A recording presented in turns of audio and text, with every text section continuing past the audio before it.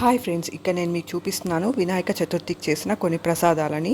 వినాయక స్వామికి అయితే పులిహోర, బెల్లం కుడుములు, సుండలు, ఇంకా మోదకాలు పెట్టచ్చు, ఇంకా పాయసం ఇష్టం, ఇంకా కొబ్బరితో చేసిన లడ్డూలు కూడా ప్రసాదంగా నైవేద్యంగా పెట్టచ్చు.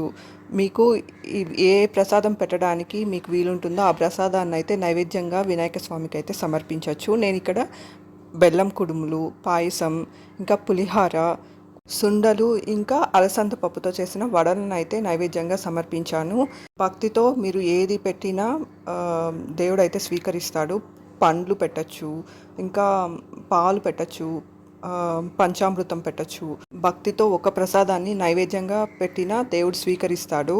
స్వామిని నిమజ్జనం చేసేంత వరకు ప్రసాదాన్ని అయితే డైలీ పెట్టాలి.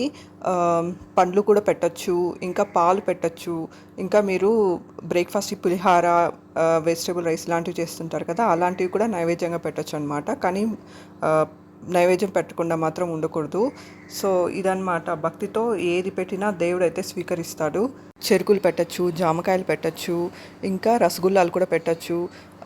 ఇక్కడైతే నేను బెల్లం చిక్కీని పెట్టాను, ఇంకా రైస్తో పాటు కొంచెం చక్కెరని కూడా యాడ్ చేసి పెట్టాను అనమాట. భక్తితో ఏ ప్రసాదాన్నైనా సమర్పించవచ్చు.